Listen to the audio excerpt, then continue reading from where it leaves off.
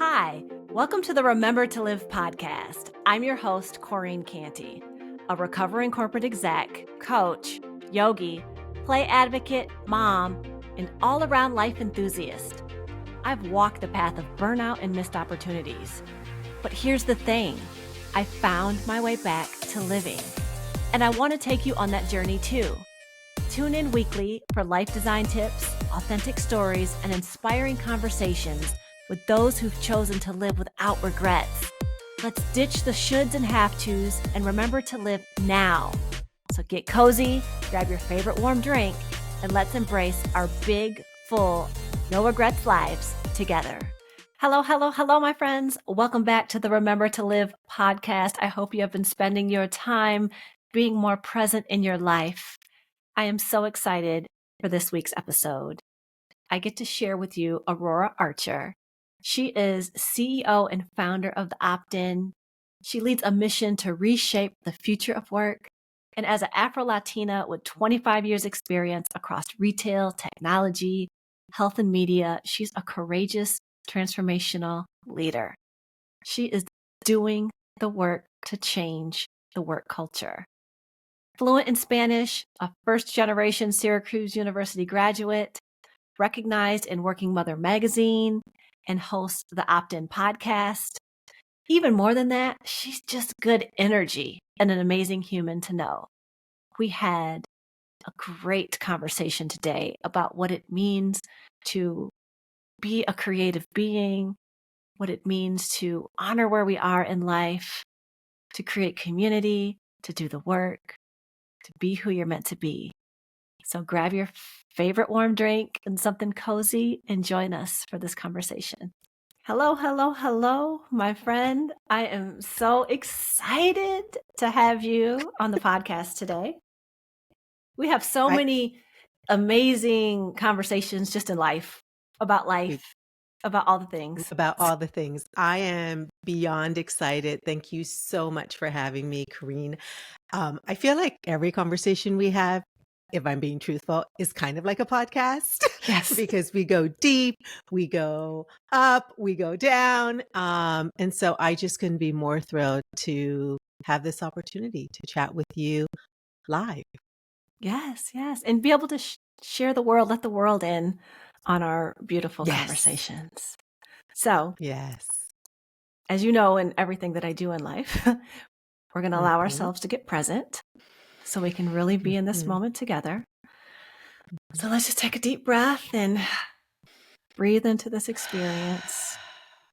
And I got my warm drink, my new favorite Hustle, No, Align, Yes cup. I love it. I love I it. knew that you would Well, like that. I had to be on brand, which is my opt-in cup. I do have my opt-in cup downstairs. What are you drinking in your opt-in cup? I am drinking one of my favorite teas called Accountability. That is from one of my favorite female Black farmers, Farmer C, of Heffa Farms. And so she makes these, and I'm going to just do a shameless plug. She makes these gorgeous, organic, beautifully packaged teas. And I couldn't be happier to shout her out and to be having this cup of Heffa tea called Accountability with you today. I love it. I am always, always, always going to promote and support Black women. It's just a thing. It needs to be done. Yes. It's just what we do. So we were brought together a few years ago, and we've worked together. We've had life experiences together. We've become friends. We get all off into our woo stuff together. Yes. And the work that you do in the world is so special. But I think what makes it even more special is just understanding where you come from and like your personal story and how that has gotten you to this point. We have a lot in common in that way. And so I'd love to just let the people get to know you a little bit better and to share a little bit about your background and where you come from as we lead up to talking more about the life that you've created for yourself now. Yes. Thank you. So my pronouns are she, her. I am an Afro-Latina. I am the proud product of Patricia Gomez, a Mexican immigrant from Monterrey, Mexico, and Hugh Cephas Archer Jr., a Black cowboy cook from Cuero, Texas. Yes. So, yes, because there was, people think there's not Black cowboys. There was a lot of them. There still are some, and power to them because they are phenomenal human beings. But yeah, my parents were both domestics. I was born and raised in San Antonio, Texas. And I had the incredible, incredible privilege of living in between worlds. That very much has shaped my perspective, my multidimensional way of viewing things. And I often say it's actually what made me a pretty darn marketer in corporate America. And so I get the question, so what does that mean? Well, I come from humble beginnings, but because my parents were domestics, I got to really observe and be part of cleaning and overseeing extremely wealthy, powerful, white families and estates in San Antonio, Texas. Because my parents were domestic, I also was shipped off to Mexico for most of my summer since the age of 2. So I got to be with my abuelita. My mother comes from a family of 10 brothers and sisters. So I have over 35 cousins in Mexico. And on the weekends when my parents were doing overtime or working, I got to hang out with my Black grandmother and my Black aunties.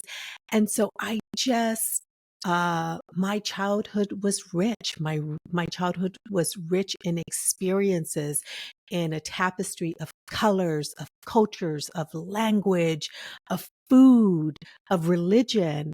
And so that ability to traverse and be with and observe and be amongst the tapestry of so many beautiful humans that represent this world was such a distinguished, such an incredible privilege for me to have as a child. I love that you even take that perspective looking at your life, right? Because many of us come from backgrounds where, we might not have had a lot. And then you see these other people who do, especially with your background of parents who were working for the people who had a lot, not looking like you, but getting a peek into what that meant. And sometimes that can be looked at from a negative place, or a place where you're not able to kind of see that, oh, this could inspire opportunity. Like something in that little girl and you knew that it was like, oh, I can have this too. And not everyone gets that. Not everyone has that initial kind of reaction, but we can all have it. And then to be able to be blessed with different cultures and experiences, and recognizing that those were gifts and tools that you get to use, is such an amazing perspective.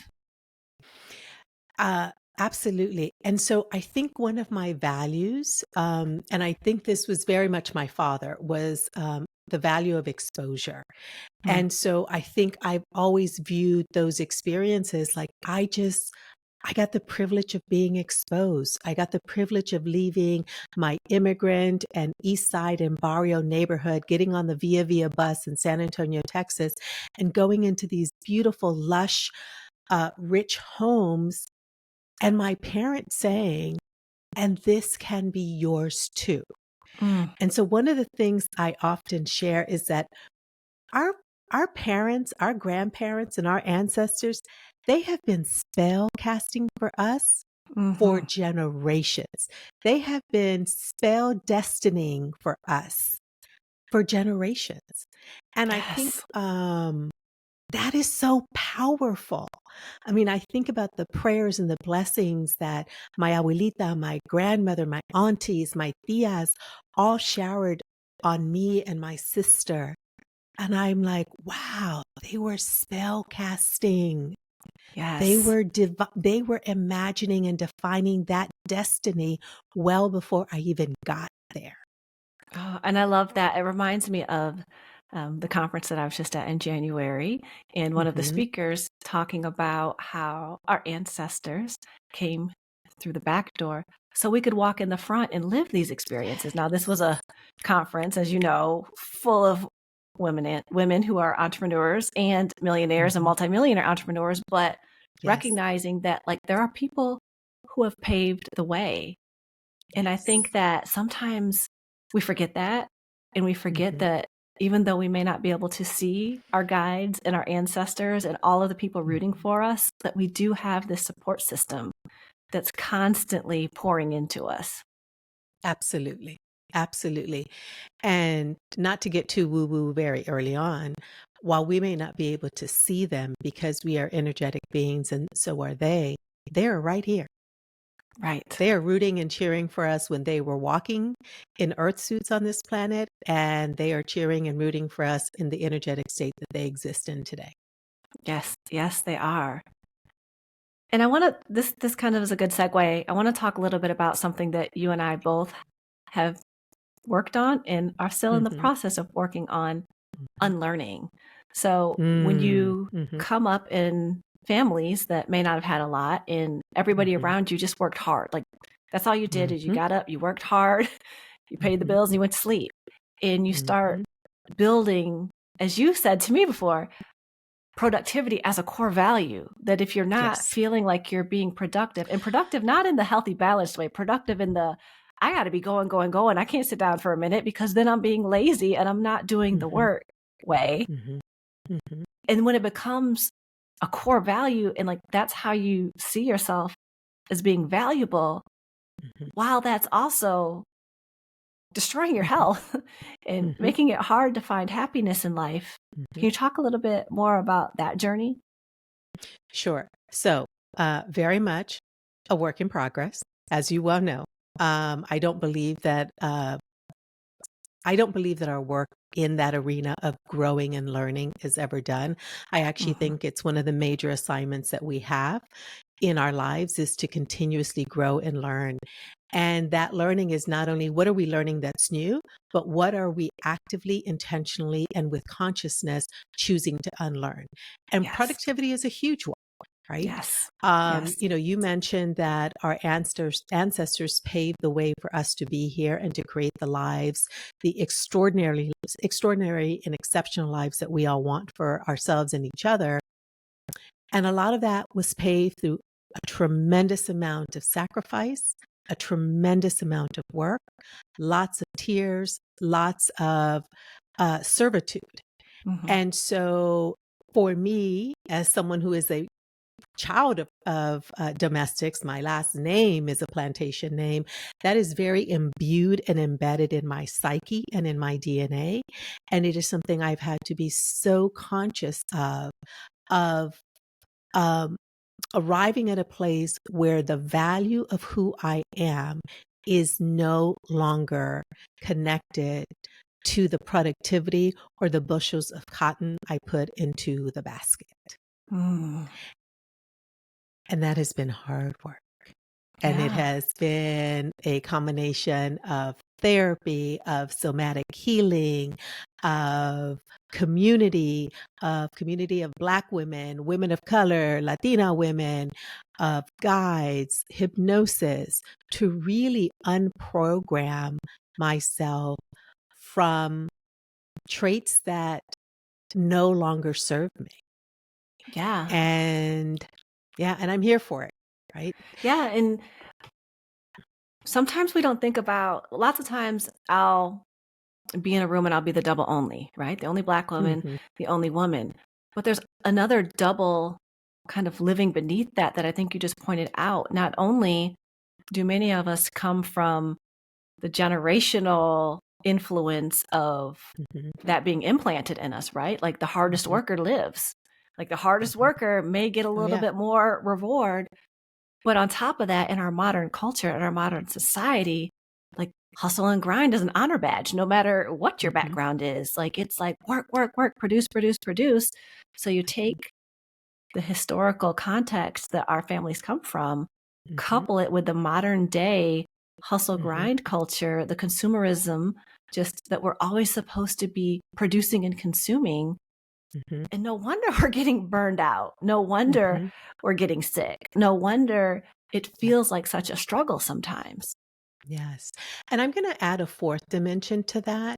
to everything you just said, Karine, I think that we also are, our productivity, our overproductivity is also a compensation for a narrative that gets articulated and described about us as women and certainly as Black women. Mm-hmm. And for me, as someone who is also Latina, as an Afro-Latina, it is this notion that we are lazy, this notion that Mm-hmm. um, we are incapable of pulling ourselves up from our bootstraps, right? So I think that there is a narrative that also underpins this over indexing that we do with regards to our productivity. Yes. And now let's bring that into career, because we both Mm. spent decades in corporate and had great careers. Mhm. Like we had the on paper careers that everyone Oh says you yeah. should have. Like this Yes. is the title you should get. This is the Yes. compensation you should get. This is the Yes. influence you should get. And when you check all these boxes, you'll be happy and then you get the life that you deserve. Mhm. But we both Mhm. checked all the boxes and realized like, well, this wasn't exactly what I was promised. No. And life is short. So I might need to do something a little different. Absolutely. And so my arrival at that was also coupled with this weight of gratitude, right? And I Mhm. think that also becomes a challenge for us, where one, we buy into the narrative that we have to work twice as hard, if not three times as hard. And I'm not saying that that's not true, but that is also part of this overproductivity and a weight Mhm. that I think we carry as people of color. Number Mhm. two, um, it was incredible, right? Yeah. We've talked about this. Got to live in 5 different continents, got to launch multi-million dollar campaigns, got to launch billion-dollar products, got to bring people into the organization that look like us, got to Mhm. champion um, the representation and inclusion of a broader group of people because we had Yes. been afforded and had worked darn hard for a seat at that table. And we knew it was never about us, but about everybody else in our communities that would really fundamentally not only create an opportunity for them, but fundamentally created an incredible win-win for the organizations that we got to bring a broader diversity group of talent into the room. And yet, um, and I'm going to offer the other thing for me personally. Corporate America allowed me to break many cycles, allowed me Mhm. financial independence, allowed me to Yes. retire my parents, take care of my community, break the cycle of debt and poverty that had been legacy for generations for my family. Mhm. And yet she left me depleted. And yet Yes. she left me continuously having to prove my value. She left Yes. me ill. She left me empty. Yeah, and I think for all of us, like we were doing that because that was the should. And yes, there was a Mhm. lot of great things that happened, but Mhm. also we still looked around and realized there wasn't a lot of us at that level. Nope. Nope. And the work that we wanted to do at this season of life needed to have some more meaning. And so Mhm. we've both shifted into, well, how do we just make work better?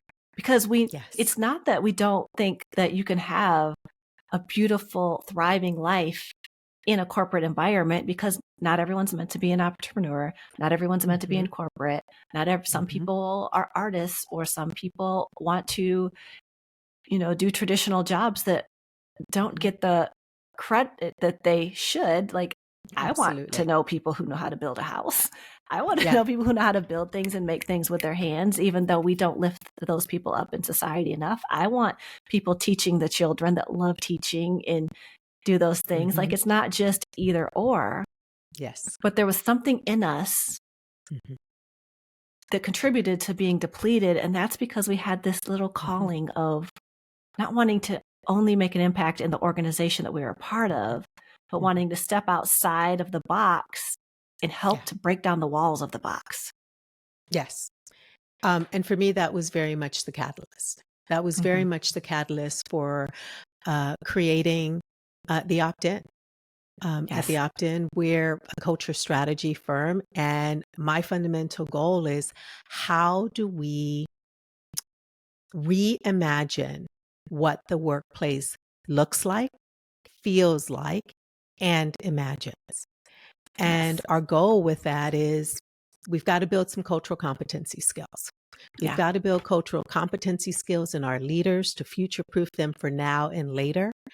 And we have to build those skills so that they can actually be the shepherds and guides of thriving organizations where all of us can show up with our Mhm. most amazing gifts and talents, our most authentic selves, so that for the organization, we can create products, services, and offerings that actually are relevant and serve a much broader swath of humans in our global marketplace that every single day continue to be much more diverse. Yes. And the two things that are absolute truths is the more thought diversity, the more innovative and creative and productive your Absolutely. company is going to be.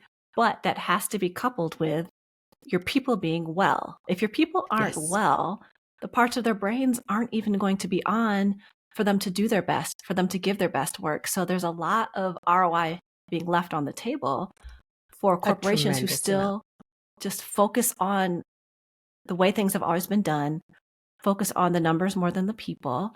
Yes. And there's just a better way. There's a way that, like you said, we can do things differently and both the people and the business can thrive.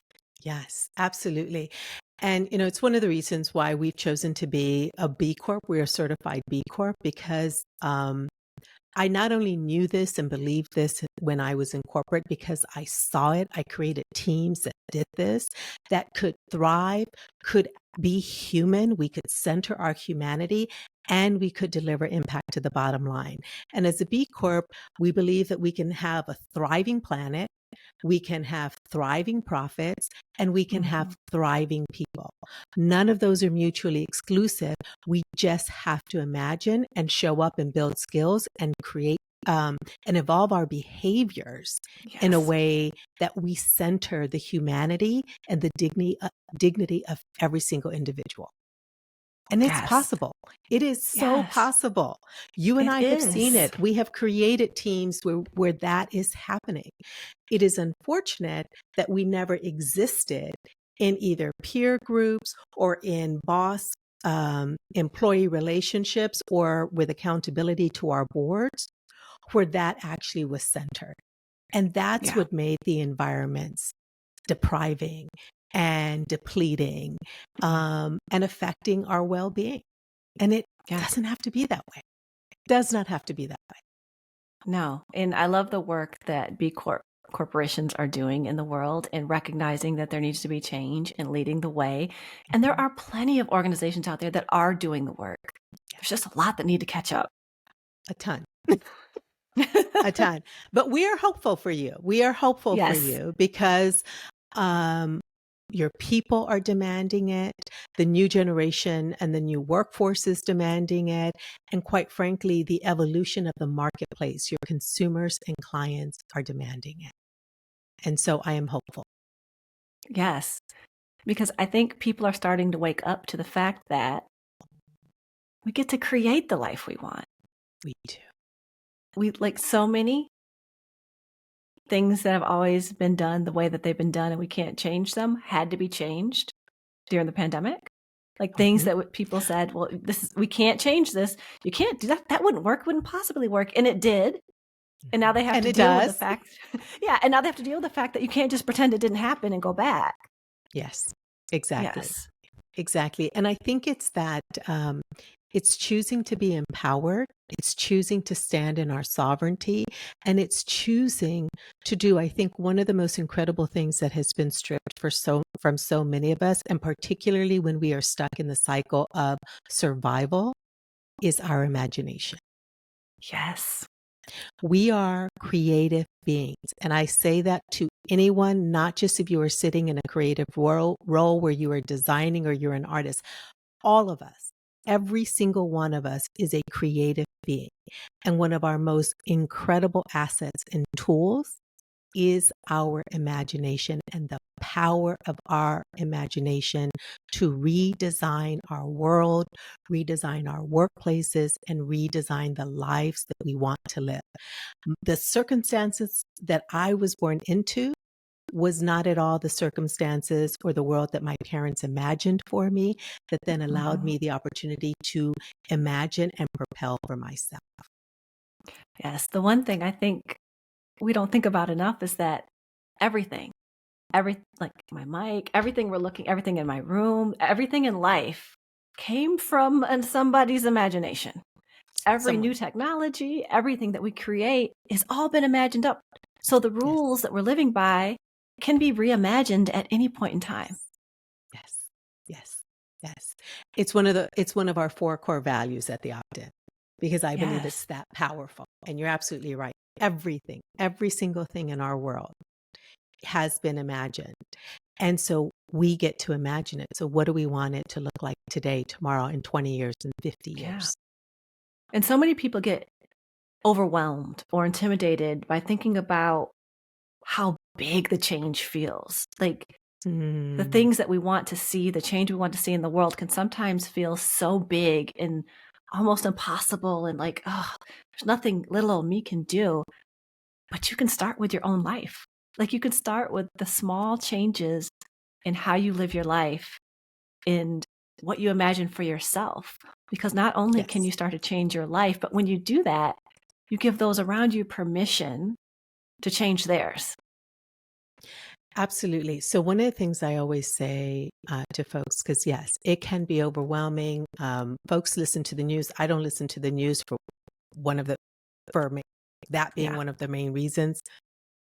But I say to folks, imagine that this is just a grid system, and each of us has a grid. How about you focus on the grid that you are standing on and that you own? What are the things within your responsibility, your power of control, your level of influence that you can do today? And it starts from, how are you waking up? What are the thoughts you are putting, starting your day with? What are the thoughts and emotions that you're pushing into the collective consciousness? So start there, because when you light up your grid, then the next grid lights up, and then the next grid lights up, and then the next, and then all of a sudden, all of these singular grids light up to create a community, a powerhouse, a grid of lit up grids. Yes. And that's how change happens. Yes. In community is something that I see coming back to the forefront in so many different ways. Like we can get so caught up in being online. I saw like a meme the other day where a couple was sitting next to each other in bed on their phones. And it's like, it's amazing how you can talk to someone across the world, but what about the person next to you? And so how do we start in our homes? But then what about our neighbors? Like when I was a kid, I feel like everybody knew each other in the neighborhood. And there's so many neighborhoods I lived in as an adult where I didn't know my neighbors. I'm grateful that the neighborhood I live in now, I'm intentionally building community. We intentionally get to know each other, because we got to get back to being in community and supporting each other and helping each other and allowing us all to live in a way where we can have joy and we can have connection and we can have the things that as human beings we're meant to have. Yes. So, love this, because I think, again, this is one of the values. This is one of the innate skills and tools that many of us were given as children, right? So I grew up in an immigrant community, in a low income community in San Antonio, but we all knew each other. And we all helped each other out. And it was this notion of, I am my brother and sister's keeper. If somebody couldn't make rent, guess what? We would pull up a collective and we would get the money to ensure that that person was able to make their rent. If someone's kid was going to, was trying out for the Boy Scouts and they needed the t-shirt, but we didn't have the money. So, okay, we did a little collection to see if we could in the community, pull up to get the shirt for the Boy Scout or Girl Scout. And in Mexico, it was vecindades, right? Like, it's like, I'm making something and I need a cup of sugar. And, my grandmother Yeah. would send me down to Maria's house and, okay, go ask her for some aceite or some azúcar. And it was just like, it's just the way we lived. And somehow that has gotten so lost. Mm-hmm. And our American fabric way of being and living. And I believe that we are all yearning for that Yes. connection. And I think COVID amplified that yearning for us to be in proximity to each other, for us to be in connection, and for us to foster the knowing that we are all connected. We are all supportive of each other, and that, quite frankly, I am my brother and sister's keeper. Mm-hmm. Yes. And I think the other little nugget that came from a terrible situation of the pandemic is because we were stuck inside for so long, it got us back outside. And I see the shift in all of these communities around me of wanting more outdoor spaces and spaces to gather and spaces to connect in more natural spaces. And we had gotten so removed from nature and grounding and connection that we wondered why we don't feel good most of the time, because we've been not moving our bodies. We've been sitting at desks. We've not really been connecting. We're like plants. We haven't gotten any sunlight, any fresh air, any of that. And once people realized and could go back outside, everyone's like, I want to, that was the thing. We outside, we back outside. But we started recognizing like we need it. Yes. We need it. Yes, and we do. I'm excited to see more and more of that. I'm excited to see the transformation of buildings and communities being centered on community and gathering, because I think that's allowing people to rethink their lives and rethink not having to sit in a car for an hour and a half for a commute, which I did for years. And oh my God, I never, right? Hour and a half I used to commute for each way. almost 4 hours, 2 hours Yes. for almost 7 years. And I think, like, what possessed me? What possessed me to think that that was normal? Yeah. And I'm so glad, again, in the spirit of how do we reimagine, how do we unprogram ourselves from historical conditioning?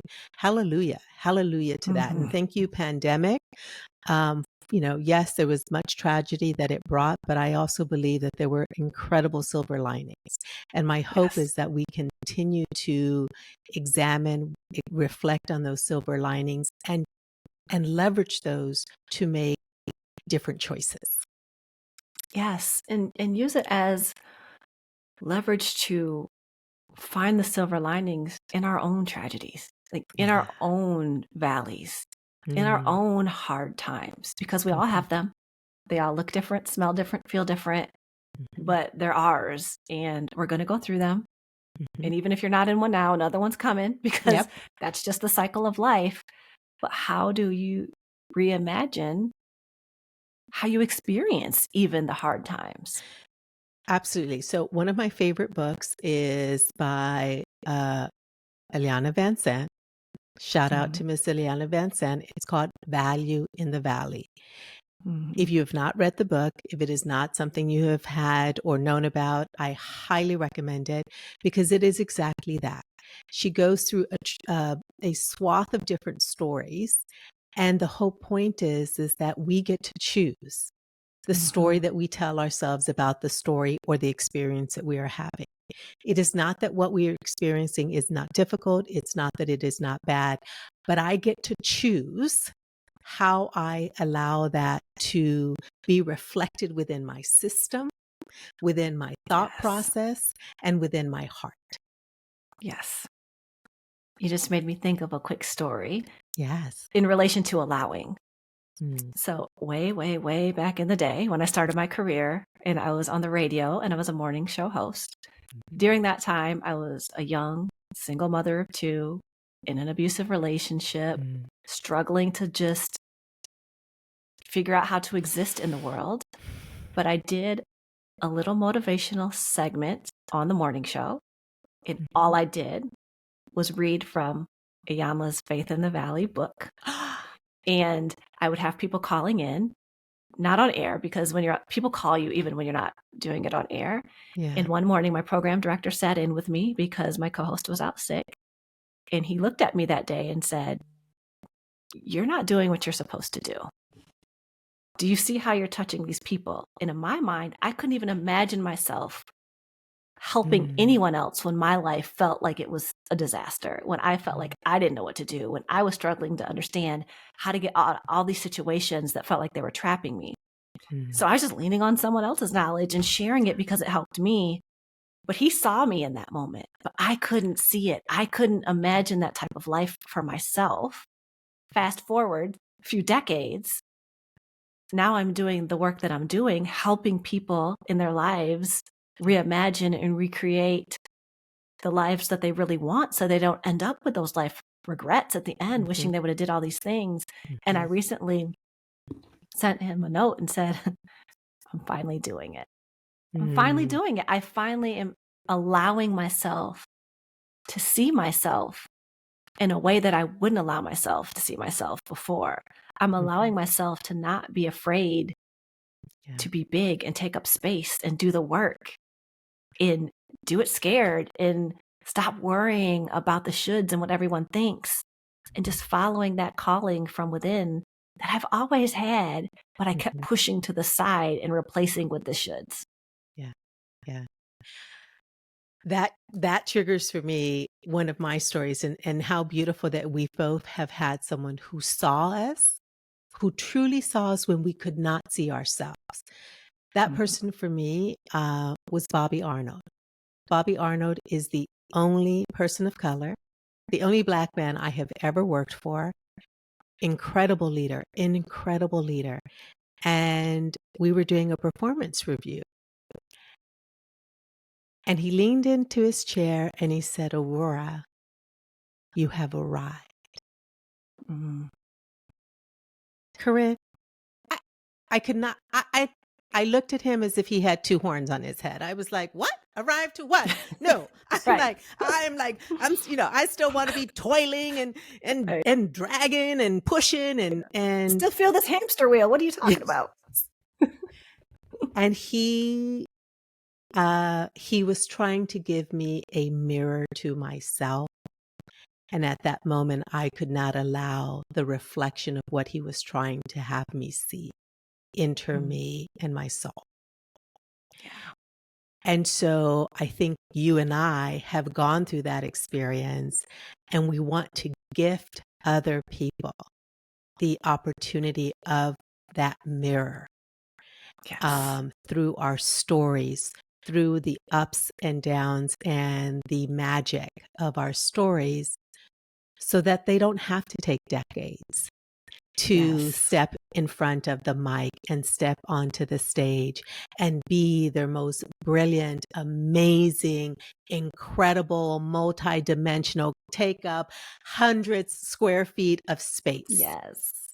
Like, do it now, right?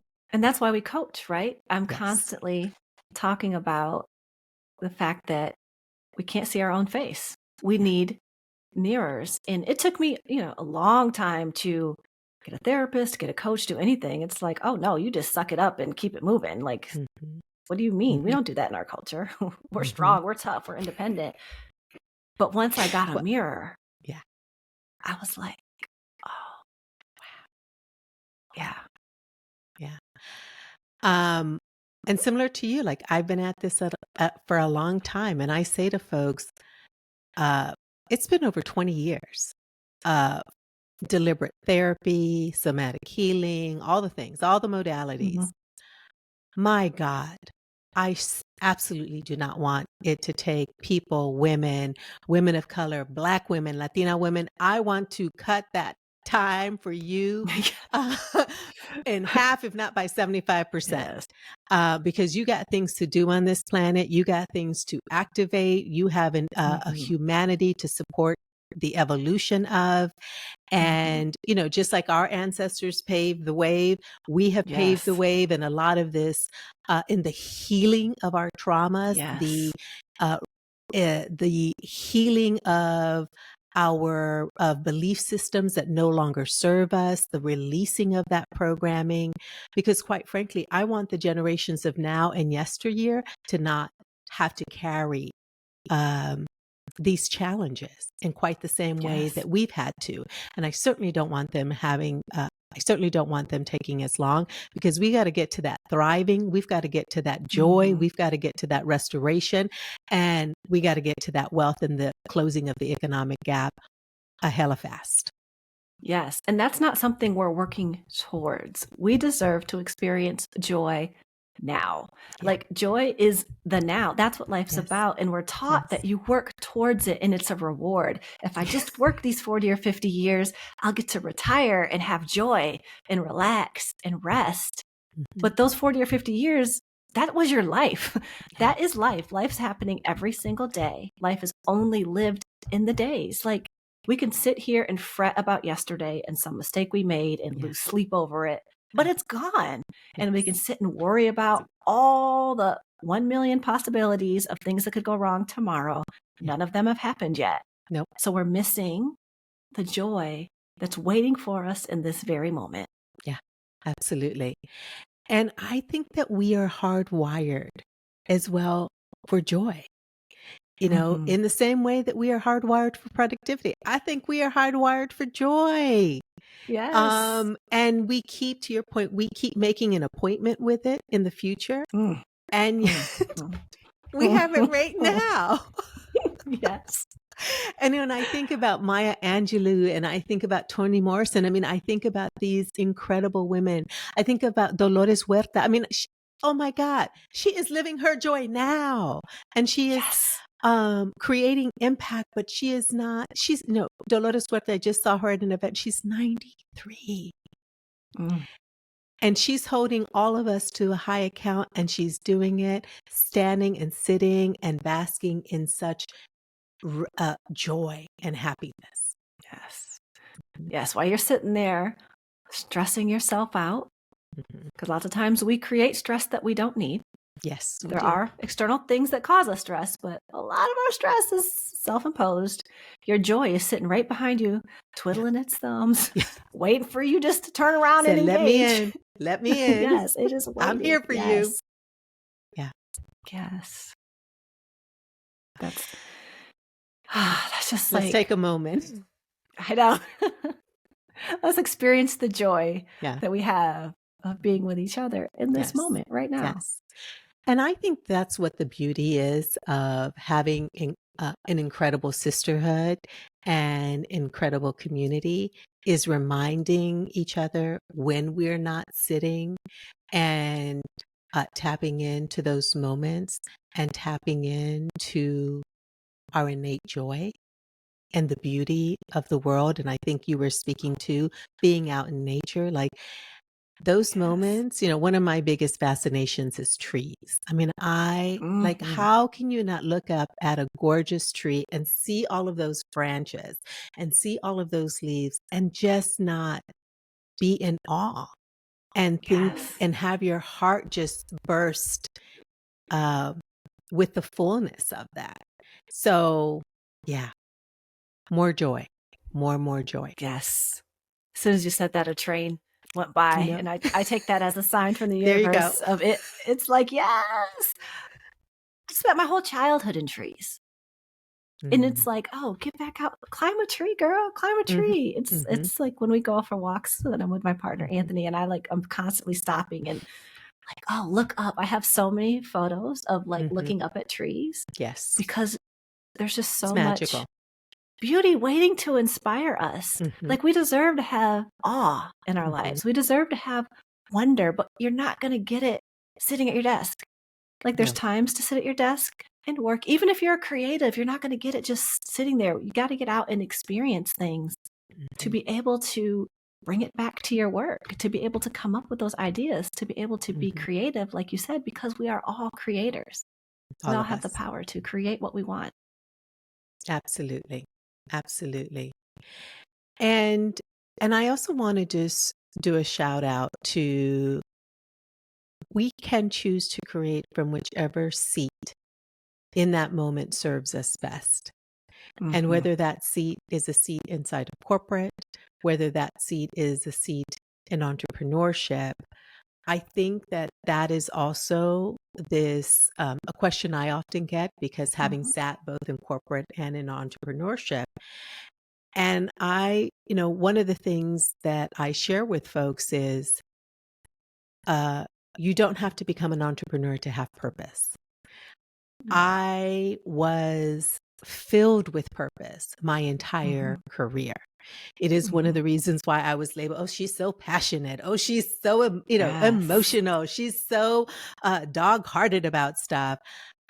Because very rarely did I wake up and do the thing Hmm. without an incredible sense of purpose, an incredible sense of knowing why I was there. Um, and for me, what it was is that the environments were never conducive to the full thriving of my being. And Yes. so I, for me, it was like, how do I change the environment so that the Hmm. full thriving of my being can be in balance with the incredible purpose I feel in my life and in my calling?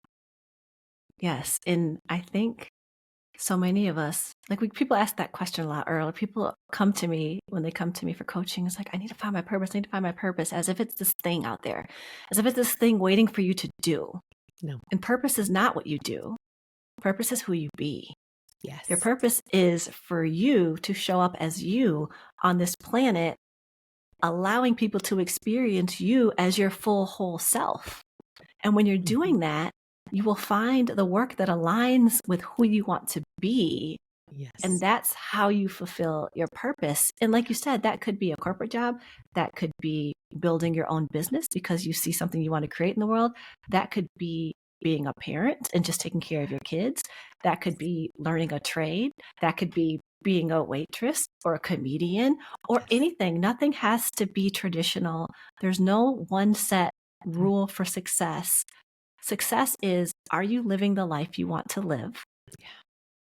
And are you living it well? And that Yes. looks different for all of us. It's just Yes. getting clear on what we actually want, not what we've been told we should be. Correct. Correct. Mm. I think that's a great place to wrap it up, a great button Okay. on the main part of our conversation. Okay. I think everyone hopefully is empowered to create what they want in the world, to create the lives they want in the world, and to feel like they have permission to be that Mhm. creative being that they are. Mhm. Absolutely. Yeah. So before we go, I have some fun questions that I always Yes. like to ask when Thank we you. are wrapping things up. And so, in the spirit of living the life we want to live and designing Mhm. the days that are best for us, Mhm. I want to know right now, currently, what's your favorite part of the day? Mornings. I am a Mm. morning person. I have very specific rituals that are very much embodied in the way that I start my day. That is a combination of prayer, a combination of meditation, and silence, and Mm. connecting and grounding myself to the magic of the universe, to the wholeness and magic of my body, and my spirit. Yeah. And I love that you said rituals. I have rituals too. I used to say morning routine, but I realized routine can kind of feel rigid, like it's something you have to do in a certain order. Yeah. But it's just, how do you make space and time for yourself to do whatever fills your cup? Yes. And there's going to be Yes. things that do. So I love Hmm. that. So, what is your current cozy right now? Mm. So my current cozy, I have two little fur babies, and I don't know if you can see them, but I have two little babies, Evie and Astro, and they're my favorite cozies because I believe that our fur babies are some of the most beautiful examples that we get to have every day of unconditional love. Mm. And it almost makes me emotional because I think that if we could model what fur babies do and share with us every day, I think this world would be so different. Oh, so true. They don't care that you just got cut off in traffic or that Mhm. call went bad. They're like, just I'm here right now with love. Hello, hello. Hi, how are you? I love Hi, you. yes. You're amazing. You're I'm here right now fantastic. with love. Yeah. Yes. Oh, I love that. Mhm. Okay, so what is your favorite feel-good song? Miss Jill Scott. Mm. Golden, golden, Yes. golden, golden. Yes, Jill Scott. OG. Love her. It's just something about a good feel-good song. Like no Mhm. matter how bad I'm feeling, if I'm feeling really bad, my partner knows me very well. He'll put on some music and have a dance party with yourself in the shower Oh, because you yeah. need it. Oh, yeah. Yes. Oh, yeah. I love it. One of the rituals I used to always have every time I would travel, I traveled a lot when my children were much younger. And that is what I would do. I would come home and I would blast the stereo. And I have a couple of uh, songs that I have threatened that I will be sharing at whatever monumental milestone event in the future. I will be blaring it uh, and have a dance party because there's nothing that brings us back to joy than music and Mm. dance and movement.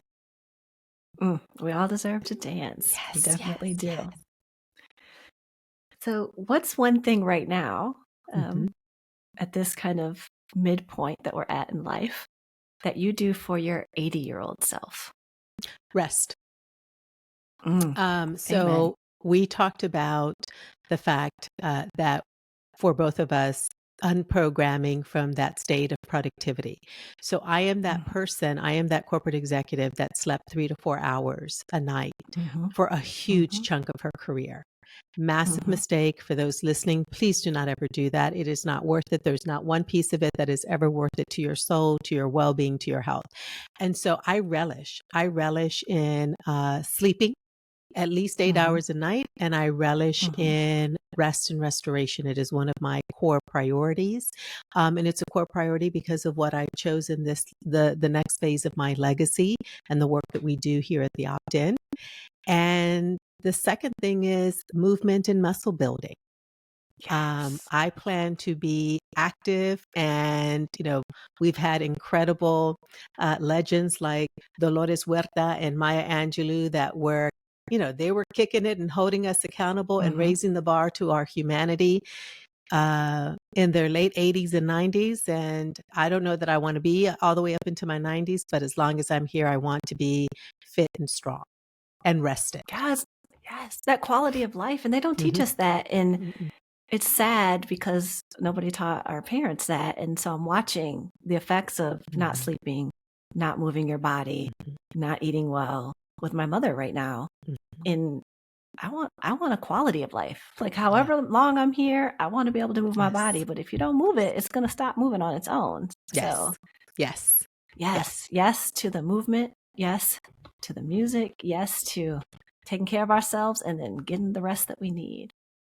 So for my final question, the Mhm. one that I think is the most important is Mhm. how do you remember to live?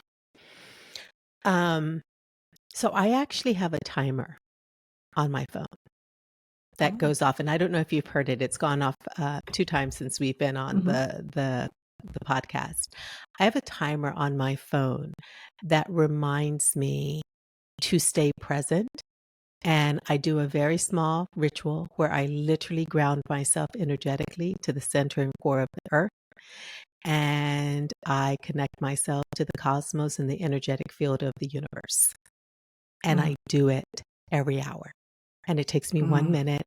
And that is what helps me stay present, stay connected to myself and to the here and now and all or any like you, the beautiful human beings I get to share presence and time with. Such a beautiful, beautiful practice. If we could all just remember that we can take 1 minute, 1 single minute an hour. Yeah. If we can't give that to ourselves in our lives to be present while the life is happening right now, then what are we doing? What are we really doing?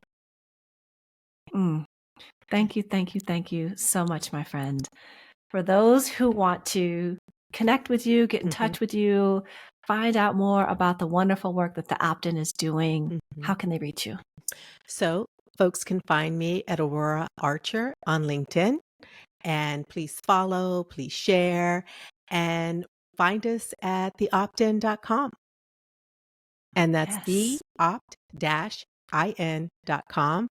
And just so grateful, Corinne. Thank you so much to you for your friendship, for your guidance, for your wisdom, for mentoring me, for guiding me, and being my sister that holds my hand in those moments of valleys and triumph, and for having me here in this beautiful conversation. Thank you. Ditto, Love you. Ditto. Love you. Thank you. Thank you so much for listening to the Remember to Live podcast. I hope you learned some things, laughed a little, and above all else, were inspired to live more fully. If you enjoyed this episode, please like and subscribe wherever you listen to your favorite podcasts, and share with a few friends so we can all help each other remember to live.